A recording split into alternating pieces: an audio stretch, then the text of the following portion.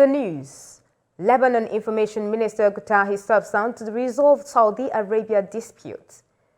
Ethiopia closes down high schools to support national core.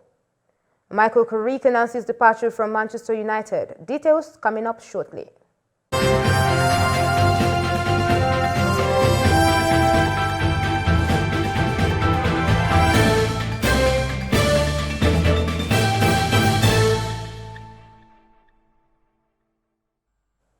This is TOS Television, your digital-first Pan-African news network. I am Rose Audu, and this is TOS News 360.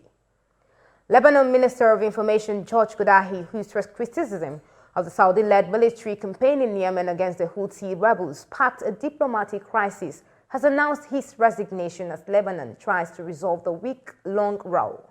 Kordahi said Prime Minister Najib Mikati had told him earlier this week that his resignation would be a prerequisite for French President Emmanuel Macron to discuss the diplomatic crisis with Crown Prince Mohammed bin Salman in Riyadh and diffuse tensions between Lebanon and the kingdom. And Hollywood star Alec Baldwin has denied responsibility for the fatal shooting of cinematographer Helena Hutchins on the movie set of the film Rust in October. In his first interview since the incident, the United States actor explained that while he was holding the gun that shot Hutchins, he did not pull the trigger.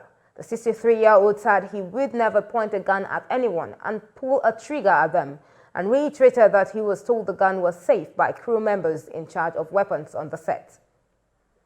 And moving on to national stories, the Nigerian Civil Aviation Authority has given a go-ahead to Anambra State government to open the International Cargo and Passenger Airport for commercial operations with effect from 2nd December of 2021.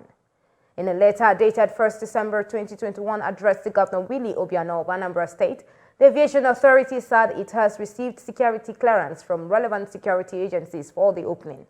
The letter stated that the negative security clearance was the reason the authority had declined approval for the opening of the airport on the 30th of October 2021, when the state government had scheduled the commissioning. And the police spokesman in Kano, Abdullahi Kiawa, has confirmed that officers in the state has arrested 13 suspected persons involved in burning down the head office of a faction of the All Progressives Congress, APC, in Kano State. The spokesperson said the suspects were arrested with dangerous weapons while vandalizing the property. He said investigation had commenced and the suspects will be charged to court. And Governor of Niger State, Abubakar Bello, has advocated for a robust welfare package for both serving and retired security personnel, noting that welfare of security personnel needed to be given priority in order to boost their morale. He made the call at the launching of the 2022 Armed Forces Remembrance Day emblem on Thursday in Minna. And this is your digital first Pan-African News Network, TOS Television. You're watching TOS News 360. More national, plus global, business and sports stories when we return. Do stay tuned.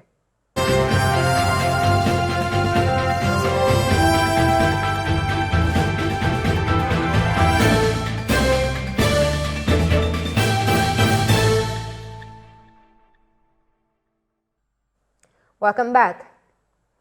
The Kano State House of Assembly on Thursday conducted a public hearing on the 2022 Appropriation Bill of the state government, where the House engaged a series of stakeholders and sought their contributions. The Speaker of the Assembly, retired Honorable Engineer Hamisu Ibrahim Shindari, who was represented by the Majority Leader, Honorable Abaran Abdul Madari, said the Assembly faced the public hearing to consider the importance of stakeholders in the budget process, tracking and monitoring. And moving on to African stories, a court in Libya has ruled that Saif al-Islam al-Gaddafi may now stand as a presidential candidate after he was disqualified last month. Son of former leader Muammar Gaddafi and once his heir apparent, Gaddafi had been barred from running because of past convictions against him for using violence against protesters.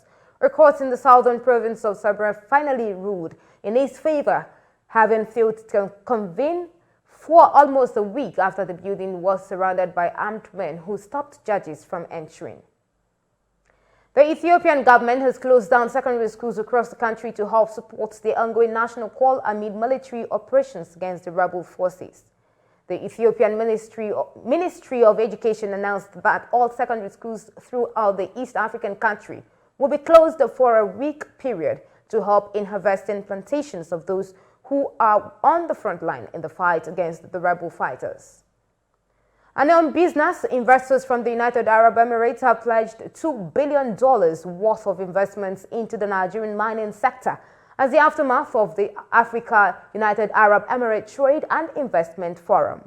A statement from the Foreign Investment Network, the organizers of the forum reviewed that the investment commitments were made through the office of the past ruler of Abu Dhabi, United Arab Emirates, Sheikh Hamdan bin Khalifa, at the event held in Dubai. And on sport, Michael Carrick says he is leaving Manchester United after the end of his spell as caretaker manager. The 40-year-old, in charge for 3 matches, announced his decision after United's 3-2 win over Arsenal on Thursday. And that is a TOS News 360 on your digital first Pan-African News Network. For more updates, visit www.TOSTVNetwork.com. Do follow and like our social media handles on Facebook, Twitter, and Instagram. And remember to subscribe on YouTube to stay with us and enjoy more programs on TOS Television Network. I am Rose Audu, and many thanks for watching.